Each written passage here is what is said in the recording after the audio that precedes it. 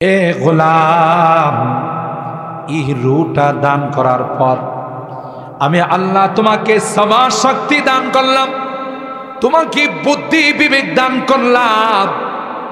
সব কিছু খাটাইয়া তোমাকে বুঝতে হবে কে আমার রব, কে আমার খালেক, কে আমার পালনেওয়ালা জাত।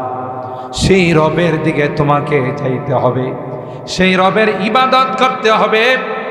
আল্লাহ কই তোমাকে বড় মায়া করে, বড় স্নেহ আর মমতা দিয়ে আমি আল্লাহ তোমাকে বানাইছি গোলাম। তুমি যখন আমার কুদরতি পায়ে সিজদায় পড়ে যাও, তুমি যখন আমার কুদরতি পায়ে বলো সুবহানা রাব্বিয়াল আ'লা, আমার রব, আমার আল্লাহ তিনি পবিত্র, তিনি সবচাইতে উঁচা, তার সমপরিমাণ কেউ হতে পারে না। এ গোলাম, তুমি যখন আমার ঘরে প্রবেশ করো, আল্লাহু আকবার বলে, তুমি যখন আমার ঘরে প্রবেশ করো গোলাম, ঘরে প্রবেশ করার আগে বাড়ির থেকে যখন বের হও, প্রতিটা কদমে কদমে আমি আল্লাহ তোমার জীবনের একটা করে গুনাহ মাফ করে দিই, আর একটা করে সওয়াব তোমার আমল নামায় লিখে দিই। মসজিদে আমার ঘরে যখন তুমি প্রবেশ করো, বলো আল্লাহুম্মা ইফতাহ লি আবওয়াবা রাহমাতিক, এ মালিক আমি রহমতের ভান্ডারে চলে আসলাম, রহমতের দুয়ারগুলো আমার জন্য তুমি খুলে দাও।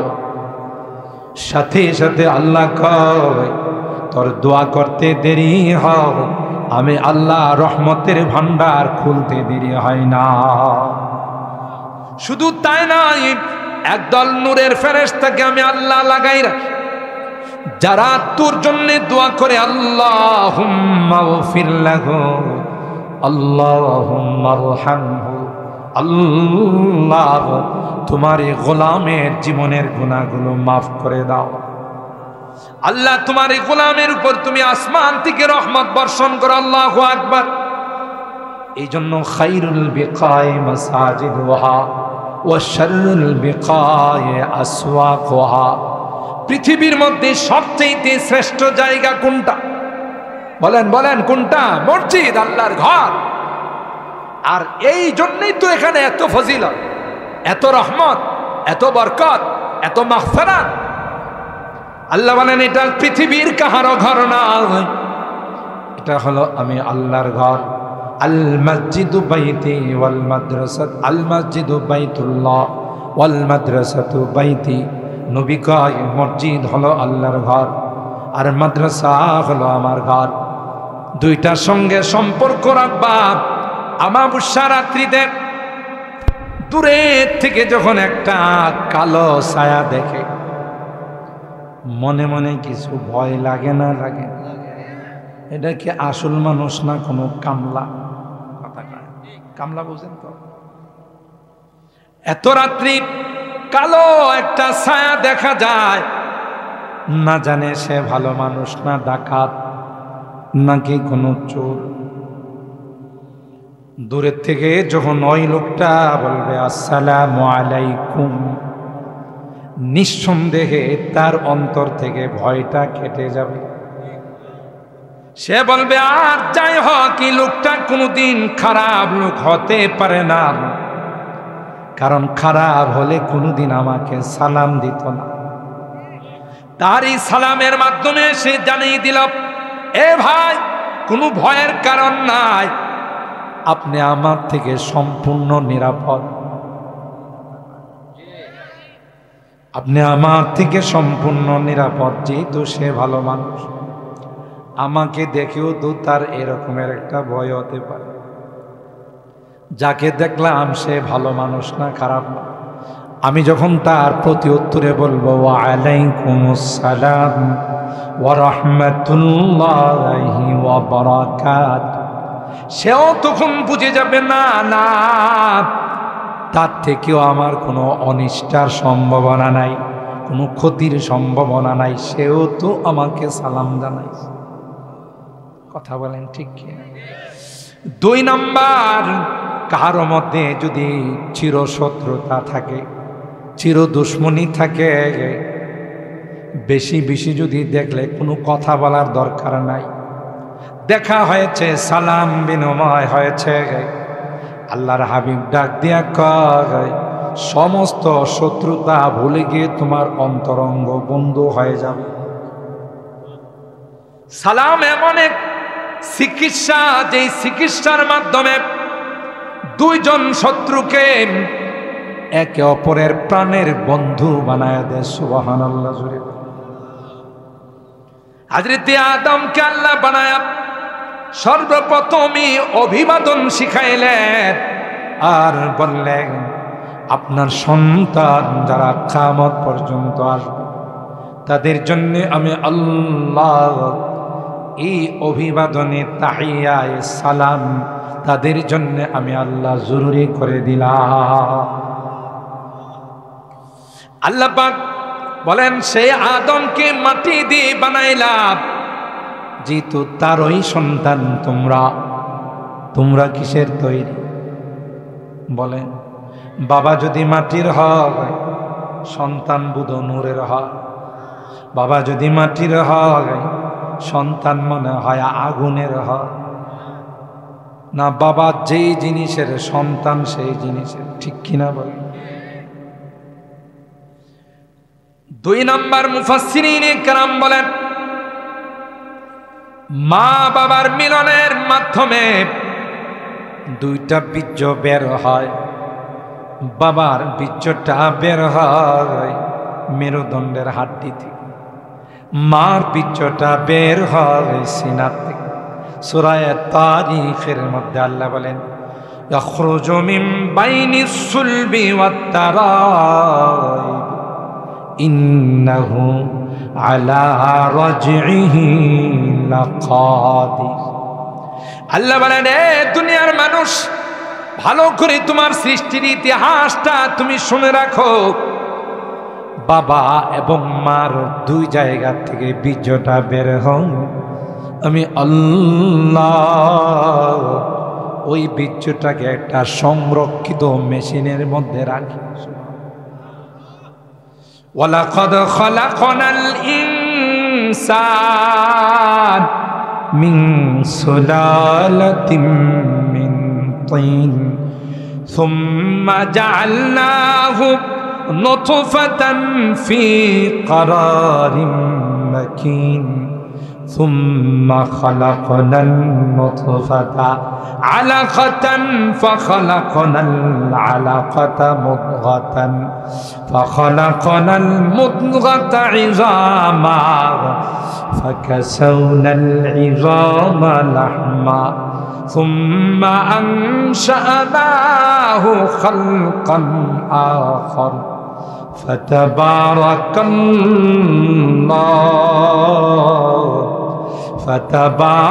الله أحسن الخالقين।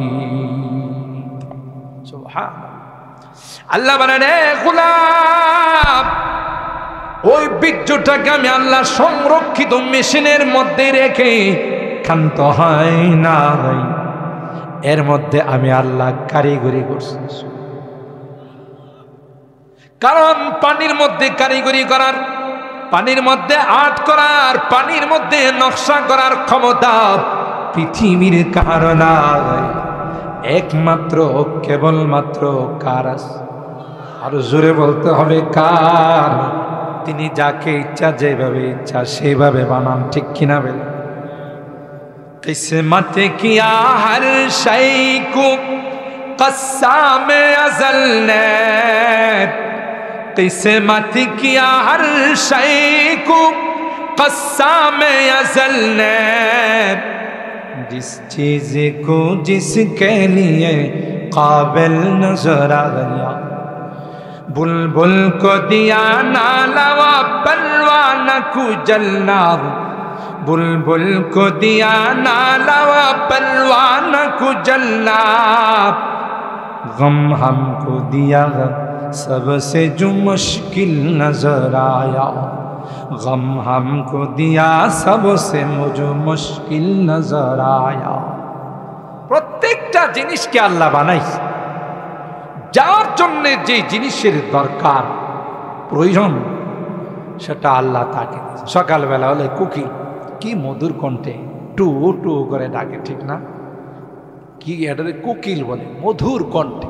ময়না গান গায়, মেহমান আস ফিরিয়ে দাও, ঠিক? কে এগুলো দিছে? কবি বলতেছেন কিসমত কিয়া হর শাই কো কসামে আজল নে, जिस चीज को जिसके लिए काबिल नजर आया, बुलबुल को दिया नाला वो परवाना को जलना हो, बुलबुल को दिया नाला वो परवाना को जलना हो, गम हमको दिया सबसे जो मुश्किल नजर आ गया। আমাদেরকে আল্লাহ মেমোরি দিয়েছে, চিন্তা শক্তি দিয়েছেন। আর আল্লাহ কোরআনে কারিমে বলেন ইন্না ফি খালকিস সামাওয়াতি ওয়াল আরদ ওয়া ইখতিলাফিল লাইলি ওয়ান নাহার লাআয়াতিল লিউলিল আলবাব। তুমি যদি খাওয়ার ঘুমাও, কোনো কিছু যদি চিন্তা না করো, তাহলে তোমার মধ্যে একটা চতুষ্পদ যন্ত্রের মধ্যে কোনো পার্থক্য নেই, ঠিক কিনা বল? ওরাও তো খায়, ঘুমায়, পেশাব পায়খানা করে, তুমিও খাও, ঘুমাও, পেশাব পায়খানা কর, আর মধ্যে তোমার মধ্যে আর কিছু না, নামাজের সময় নামাজ আছে না, রোজার সময় রোজা আছে। এই যে রোজার মাস আসতেছে, কিছু কিছু আছে এটি দেখবেন লাল শালুক পর্দার ভিতরে যায়, কথা বলেন ঠিক? কালো পর্দার ভিতরে ঢুকে যায়, পেট পুইরা খায়া টিস্যু দিয়ে মুখটা মুইসা আয়সা হ্যাঁ বুঝাইতে চায় পৃথিবীর মধ্যে রোজা রাখলে আমি রাখছি, কথা কার? কারণ আমার ঠোঁট আজকে 2 বছর যাবো শুকাই দিছি, যেভাবে টিস্যু দিয়ে মুছছি, কথা কার? বাটফার, কথা বলেন ঠিক কিনা? সেটা তুই যে ভিতরে গিয়ে খাইছস, কেউ না দেখলেও কে দেখছে? জোরে বলেন, আল্লাহ দেখে নাই? আরেক বাটফার হলো যারা এই হোটেল খোলা রাখে রমজান মাসে, কথা বলেন ঠিক কিনা? ওরা হইলে আরেক বাটফার। তুমি জানো না রমজানের হুরমত নষ্ট করলে, রমজানকে বেইজ্জত করলে আল্লাহ এমন রূপ তোমারে দিবে, ব্রাহ্মণবাড়িয়া চিকিৎসা নয়, ঢাকা থেকেও চিকিৎসা পায় না, কথা বলেন ঠিক কিনা? কারণ রমজানের ইজ্জত নষ্ট করছ। আল্লাহ কয় ঠিক আছে, তোর খবর আছে। ব্রাহ্মণবাড়িয়া টেস্ট করছে, ডাক্তাররা কই কোনো রোগই পায় না, রেফার করছে ঢাকা, ঠিক কিনা বলেন? ওখানে গিয়েও টেস্ট করতে করতে জীবন শেষ, কথা কয় না? ওই যে ব্যবসা করছে রমজানে, আল্লাহ কয় তোর ব্যবসা দেখাইতেছে, ঠিক না? ব্যবসা দেখাইতেছে, সাবধান, রোজা রাখো না এক অপরাধ, আবার আরেকজনকে রোজা না রাখার ব্যবস্থা করে দিছ, ডাবল অপরাধ, কথা বলেন ঠিক কেন? এই ডাবল অপরাধ করে রমজানের হুরমত নষ্ট করে, ইজ্জত নষ্ট করে। মনে করো না তুমি পার পায়ে যাবা, তোমার দোকান এলোমেলো হয়ে যাবে, তছনছ হয়ে যাবে, তোমার সংসার তছনছ হয়ে যাবে, কথা বলেন ঠিক কেন? তো এই যে শুধু খাওয়া, ঘুমানো, আরামায়েশ করার জন্য আল্লাহ দুনিয়াতে পাঠান, ঠিক কিনা? আইশো ইশরাত কে লিয়ে ইনসান नहीं, आइशो इशरत के लिए इंसान नहीं, याद रखे तू बंदा है मेहमान नहीं। তুমি দুলানা যে নতুন শ্বশুর বাড়িতে গেলা, কোনো কাম কাজ নাই, শ্বশুরে বাজার সদাই করে খাওয়াই, তুমি নাক টাইন না ঘুমাইলা, এই জন্য আল্লাহ তোমাকে দুনিয়াতে পাঠান নাই, কিছু কাজ করার জন্য পাঠাচ্ছে, ঠিক কিনা বলে? আল্লাহ বলেন গোলাম তোমাকে চিন্তা শক্তি দিয়েছি, গোলাম তোমার মধ্যে আমি আল্লাহ সবচেয়ে শ্রেষ্ঠত্বের জিনিস দিয়েছি, যা কোনো কিছুর মধ্যে আমি আল্লাহ দেই নাই, ঠিক কিনা বলে? কোনো হাইওয়ান আর জানোয়ারের মধ্যে শক্তি দেই নাই, কোনো পশুর মধ্যে শক্তি দেয় নাই, তোমার মধ্যে আমি আল্লাহ চিন্তা চেতনা দিই, চিন্তার শক্তি দিয়েছি। তুমি একটা বার চিন্তা করো, যেই পানির মধ্যে পৃথিবীর কেউ কোনো নকশা করতে পারে না, আমি আল্লাহ 40 দিন পর পর তোমার মধ্যে পরিবর্তন ঘটাইছি। এই পানিটাকে আমি আল্লাহ 40 দিন পর জমাট রক্ত বানাইলাম, আল্লাহু আকবার। এরপর 40 দিন পর গোশতের টুকরা বানাইলাম, 40 দিন পর এর উপর আমি আল্লাহ হাড্ডি দিয়া ছাউনি দিলাম, আবার এর উপর গোশত দিলাম, এর উপর আমি আল্লাহ চামড়া দিলাম। এরপর তোমার হাত পা, তোমার অঙ্গগুলো আমি আল্লাহ ফেরেশতা দিয়ে সেটআপ দিলাম। কিন্তু চেহারার মধ্যে যে দামি দামি জিনিসগুলো আছে, এগুলো আমি আল্লাহ কাউকে সেটআপ দিতে দেই নাই, স্বয়ং আমার কুদরতি হাতে সেগুলো তোমার মধ্যে ফিট করে দিয়েছি। তোমার চেহারার মধ্যে দামি চোখ আছে, তোমার চেহারার মধ্যে দামি কান আছে, নাক আছে, সব মেমোরি আছে, সবগুলো আমি আল্লাহ ওখানে সেটআপ দিলাম। কেন রে বান্দা, একটা বার যেন তুমি আমার কুদরতি পায়ে সিজদা করে তোমার গোলামিয়ত আদায় করো। সুবহানাল্লাহ। তুমি যদি আমার কুদরতি পায়ে সিজদা না করে কোনো মাজারে যাও, কোনো পীরের দরবারে যাও, কোনো খাজা বাবা গাঞ্জা বাবার কাছে যাও, তোমার মতো ইন্টারন্যাশনাল নিমো খারাম পৃথিবীর মধ্যে কেউ নাই। আর যারাই এই রকমের মাজারের ব্যবস্থা করবে, মনে রাখতে হবে এরা হলো ইমানের ডাকাত। কথা বলেন ঠিক কিনা? নিঃসন্দেহে ইমানের ডাকাত। আল্লাহর হাবিব আমাদের কি জানিয়ে দিয়েছেন, এ উম্মত, যতই দিন যাবে নতুন করে করে পীরের আত্মপ্রকাশ হবে। মাদ্রাসায় লেখাপড়া করে নাই, এলেম কালাম কিছু জানে নাই, হঠাৎ পীর হয়ে গেছে, কথা পায় না। এরকমের পীর তো বাংলাদেশে নাই বললেই চলে। এক পীর তার নামের মধ্যে লাগাইছে মুজাদ্দেদে জামান, যার বাংলা অর্থ হলো নতুন আকৃতিতে পীর হয়ে আইছেন। কারণ আগের মানুষ জানতো পীর হইলে তার লম্বা জুব্বা থাকে, কথা পায় না, লম্বা দাড়ি থাকে, বড় আল্লাহওয়ালা হয়, বুজুর্গ হয়। আর হ্যাঁ, পীর হইছে প্রতিদিন 2 বার করে মুখশিফ করে, হারামের ব্যবসা করে, সুদের ব্যবসা করে। কথা বলেন ঠিক কিনা? নারী নিয়ে নাচানাচি করে, ঠিক কিনা বলে? জায়েজ আছে? কোনো পীরের দরবারে কোনো মহিলা বেপরদায় যাইতে পারে, আর যদি বেপরদায় যায় বুঝতে হবে এটা পীর নয়, শয়তানের খালাতো ভাই। কথা বলেন ঠিক কিনা? এটা কি আমার কথা না কোরআনের কথা?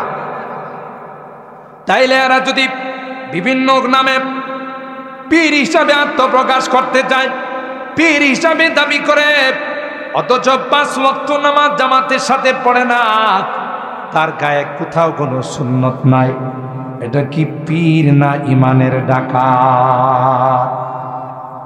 সবাই কয় জোরে বলেন, পীর না ইমানের ডাকাত? ইমানের ডাকাত, ইমান হরণ করার জন্য। কারণ আপনার কদমের মধ্যে একটু কদম বসে যদি করাইতে পারে, আপনাকে শিরিকের মধ্যে লিপ্ত করবে। এই জন্য ইসলাম কদম বসিকে অ্যালাউ করে না। ইসলাম শিখাইছে প্রথম দেখলি সালাম, কথা কয় না, এরপরে মুসাফা, এরপরে মুআনাকা। ইসলাম কথা বলেন না এই যে তুমি কদম বসি করো, পীরের পায়ে সিজদা করো, পীরের কদমের মধ্যে চুমু খাও। কথা বলেন ঠিক কিনা? কারণ এটা বড় দামি। এই দামি কপালটা একমাত্র, কেবলমাত্র, শুধুমাত্র আল্লাহ ব্যতীত কাহার উপায়ে এটাকে নত করার কোনো পারমিশন নাই। কথা বলেন ঠিক কিনা? আছে?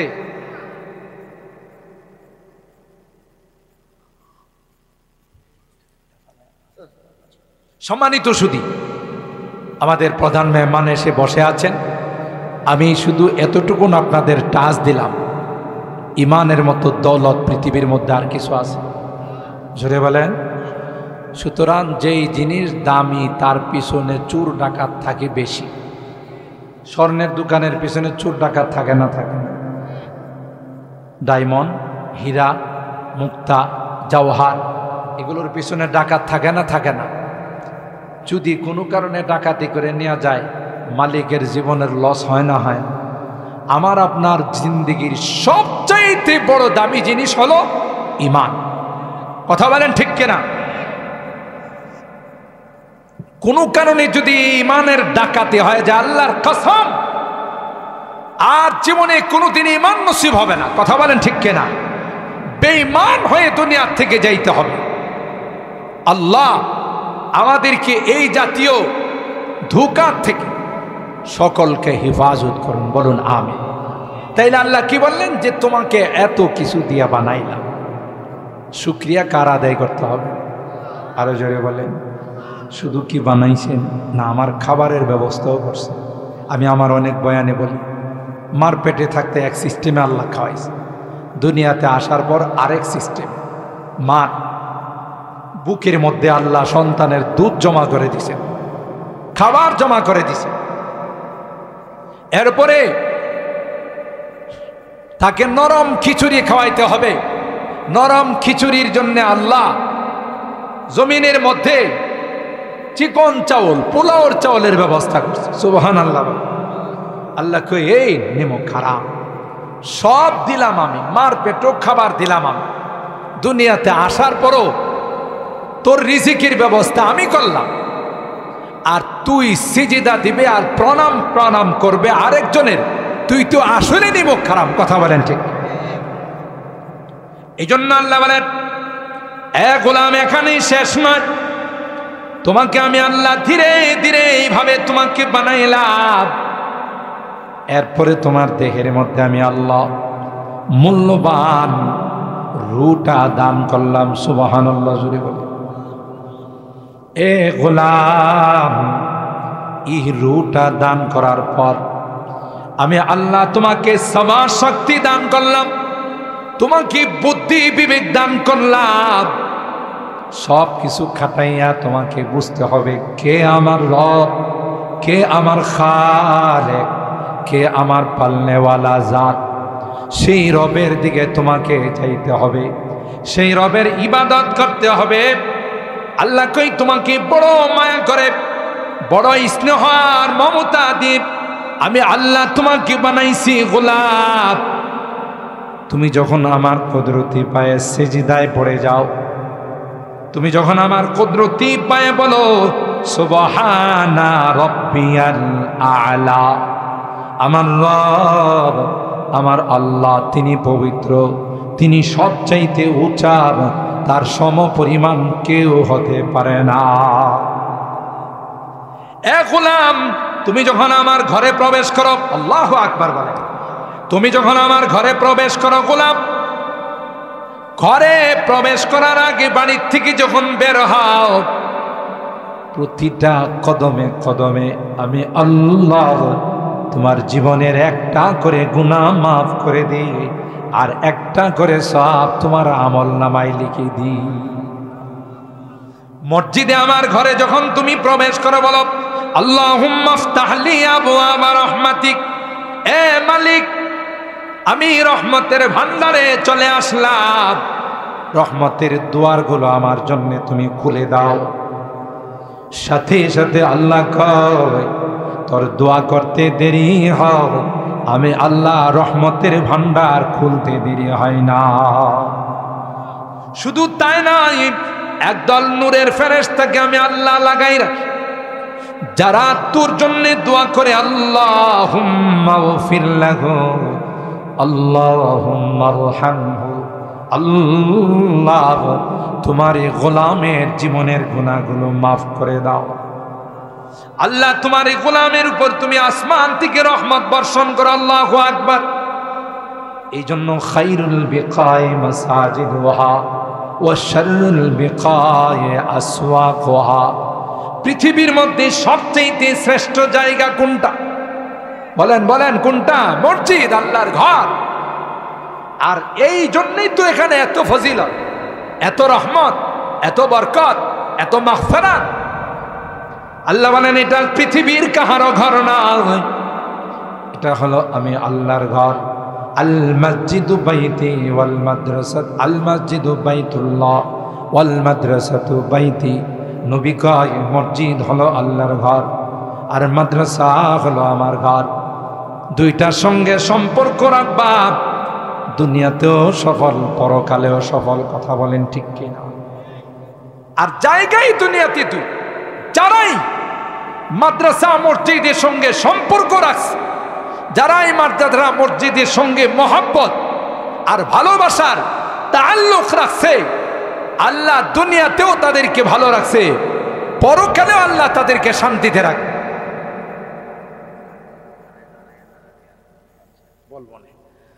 তাদেরকে আল্লাহ দুনিয়াতেও শান্তিতে রাখবেন, পরকালেও শান্তিতে। সুবহানাল্লাহ। কারণ মসজিদের সাথে সম্পর্ক রাখা মানে কার সাথে? কথা কয় না, কার সাথে? আল্লাহর সাথে যার সম্পর্ক ভালো থাকবে, এরে কি আল্লাহ কোনোদিন জাহান্নামে দিব, আগুনে জ্বালাইব? নবীর সাথে যাদের সম্পর্ক থাকবে, হাউজে কাউসারের পানি কি আবু জাহেলের খাওয়াইব? উমাইয়ারে, বুশরে, নরেন্দ্র মোদীরে? কথা কয় না। যারা নবীর সাথে মহব্বত রাখবে তাদেরকে নবী হাউজে কাউসারের পানি নিজের বরকতে হাতে পান করাবে। সুবহানাল্লাহ। আর একবার যারা হাউজে কাউসারের পানি পান করবে, লা ইয়াসমাউ আবাদা, আর কখনো তাদের পিপাসা লাগবে না। সুবহানাল্লাহ। এই জন্য মহব্বতের জায়গা দুইটা, মসজিদ মাদ্রাসা, আল্লাহ ওয়ালা যারা, নায়েবে রাসূল যারা, এখান থেকে সৃষ্টি হয়। এই রকমের সম্বল নিয়ে দুনিয়া থেকে যাইতে পারলে হাসতে হাসতে আল্লাহর জান্নাতের মেহমান। আমাদের এই রকমের কিছু পুঁজি পাট্টার দরকার আছে না?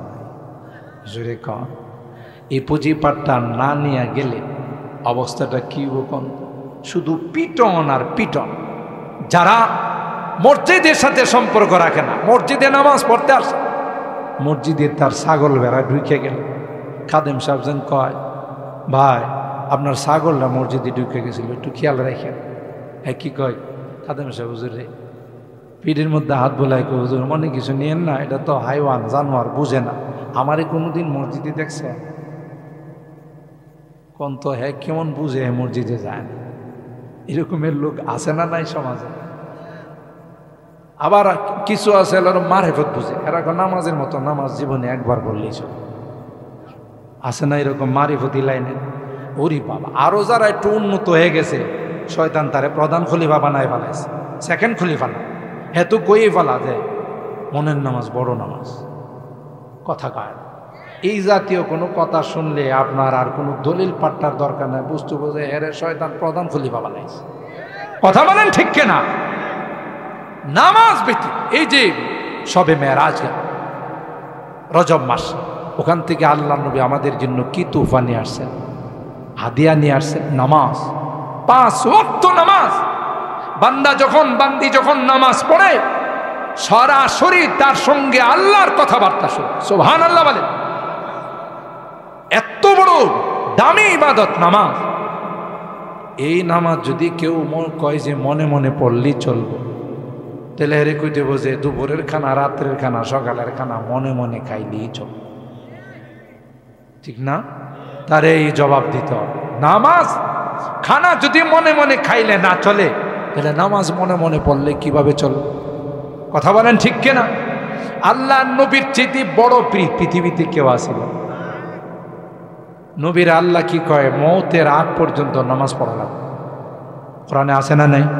এন কোনো পীর যদি আইসা কয় আমার নামাজের ক্লাসটা পাশ করে ফেলাইছে, একই নামাজের ক্লাস পাশ করছে না, শয়তানের ক্লাস পাশ করছে। তাহলে এগুলো কিছু কথা আপনাদের এই জন্য বললাম, ইমানটা বাঁচানোর জন্য সতর্ক থাকতে হবে। কথা বলেন ঠিক কিনা? খানা দেখলেই দৌড় দিয়েন না। কথা কয় না? আমরা তো এমন মুসলমান, হিন্দুরাও যদি কোনো খানা দেয় ওখানে যায় খাওয়া শুরু, অথচ এদের প্রত্যেকটা খাবার গণেশের নামে এরা উৎসর্গ। কথা বলেন ঠিক কিনা? মূর্তি দেবতার নামে। মুসলমান ইমানদার কোনোদিন আল্লাহ ব্যতীত অন্য কাহারো নামে যদি কোনো কিছু উৎসর্গ করে, এটা মুসলমান খাইতে পারে না। কথা বলেন ঠিক কিনা? মুসলমান এই জন্য আমাদের এই জিন্দেগিটা বড় কঠিন। সতর্কতার সাথে জিন্দেগিটাতে চলতে হবে। কোন ফাঁকে কোন দিক দিয়ে আমার আপনার ঈমান লুটে নিয়ে যাবে। আপনি তো মনে করতেছেন পাক্কা ঈমানদার, যাওয়ার সময় দেখবেন যে আপনি খালি হাত, ঠিক না? খাজা পেন্দা রাত কে দারাদ হাসলে খাজা বজুজ পিন্দারিনী। খাজা সাহেব মনে করতেছেন আমি বড় পীর আউলিয়া হয়ে গেছি, আমি মুর্শিদ হয়ে গেছি, আমি বড় কামেল হয়ে গেছি। কবি ডাক দিয়া কয় না না, আসলে তোমার কামেল হওয়া নয়, তুমি আসলে নষ্ট হয়ে গেছো। তুমি নিজেও ঈমান হারা হয়েছো, আরো 10 জনকে তুমি ঈমান হারা বানাইছো, ঠিক কিনা বলেন? এই জন্য মুসলমান একমাত্র মুক্তির পথ কোথায়? আল্লাহর ঘর মসজিদ, ঠিক কিনা বলেন? মুক্তির পথ উলামায়ে কেরাম, নায়েবে রাসূল, ওয়ারাসাতুল আম্বিয়া, এরা যেহেতু নবীর নায়েব, নবী 24 ঘন্টা উম্মতের জন্য ফিকির করছে, উম্মত যেন জাহান্নামী না হয়। তার নায়েবরাও রাত দিন 24 ঘন্টা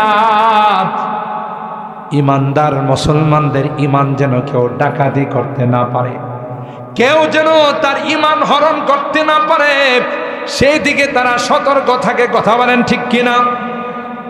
সম্পর্ক রাখবো তো কার সঙ্গে? আল্লাহর সঙ্গে, আল্লাহর ঘরের সঙ্গে, নবীর ঘরের সঙ্গে, নায়েবে রাসূলদের সঙ্গে, ঠিক কিনা বলেন? কি লাভ হবে?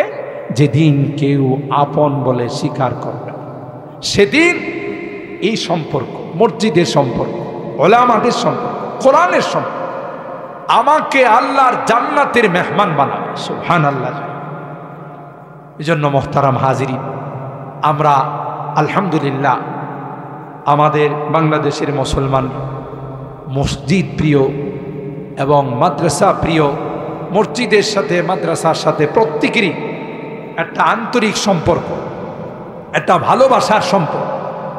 এই জন্যে আমরা যেভাবে পারি ওখানে আমরা শরিক হওয়ার চেষ্টা, ঠিক কিনা বলেন? সবসময় যখনই কোনো আহ্বান আসে,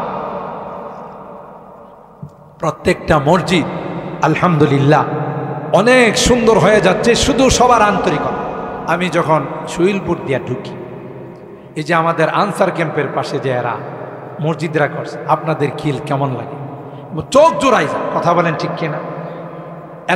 অথচ পাড়াটা কিন্তু একটা গরিব পাড়া, সবাই জানে, মুসলিম পাড়া বলে এটা।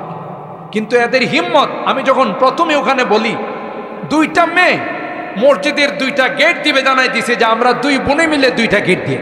সুবহানাল্লাহ। আল্লাহ যদি এই আন্তরিকতার সাথে এই দানকে কবুল করে নেন, এটাই তো তার নাজাতের জন্য যথেষ্ট, ঠিক কিনা বলেন? আলহামদুলিল্লাহ আমাদের এই মসজিদ, কলিবাড়ির এই মসজিদ, এটা কারো একক সম্পত্তি না, একক জিনিস না। এটা মসজিদ যেই পাড়াতে হবে, কোনো পাড়াওয়ালারা যদি বলে এটা আমাদের মসজিদ, এটা আমার মসজিদ, এটা ভুল। বাংলাদেশের যেখানেই কোনো মসজিদ থাকবে, মসজিদ কার ঘর? প্রত্যেকের সমান অধিকার। একজন রিক্সাওয়ালা যদি সামনের কাতারে দাঁড়ায়, প্রেসিডেন্ট আয়েশা তাকে পিছনের কাতারে নেওয়ার ক্ষমতা নাই। কথা বলেন ঠিক কিনা? কারণ ঘর কার? আল্লাহ। মসজিদ হলো আল্লাহর ঘর। তো আমরা আলহামদুলিল্লাহ যখনই নিয়ত করছি যে এখানে পাড়ার মধ্যে একটা মসজিদ করার দরকার, এত সারা আপনাদের পাইছি যা ভাষায় প্রকাশ করার মতো। এই জন্য আমরা চিরকৃতজ্ঞ। মসজিদের কাজ আলহামদুলিল্লাহ অল্প সময়ের মধ্যে আপনাদের সহযোগিতায় আল্লাহ তাআলা কমপ্লিট করে দিয়েছে। বিশেষ করে প্রত্যেকেরই সন্তানরা যারা প্রবাসে আছে, বিদেশে আছে, এদের প্রত্যেকটা এলাকা, আমি বাংলাদেশের যেখানে যাই, বড় বড় মাহফিলগুলো, মসজিদগুলো, মাদ্রাসাগুলোর মধ্যে সবচেয়ে বড় অবদান রাখে বিদেশি। কথা কয় না? জোরে বলেন ঠিক কিনা? আমার প্রত্যেকটা মোনাজাত আপনারা দেখবেন বিদেশিদের জন্য, কেউ আমাকে বলুক আর নাই, বিদেশিদের জন্য আমার একটা দোয়ার একটা উল্লেখযোগ্য অংশ থাকে। কারণ নৈতিক দায়িত্ব হলো তাদের জন্য দোয়া করা। কারণ এরা কষ্ট করে যদি বাংলাদেশের জন্য টাকা পয়সা না পাঠায়, তো দেশের চাকা অনেক আগে অচল হয়ে যেত। কথা বলেন ঠিক কিনা? বিভিন্ন মসজিদ মাদ্রাসায় মাহফিলে এদের সিংহভাগ অনুদান বিদেশিদের। আল্লাহ আমার দেশের সকল বিদেশিদেরকে ভালো রাখুন। সবাই বলেন আমিন। যত অসুবিধা আছে সবগুলোকে আল্লাহ তাআলা দূর করে দেন।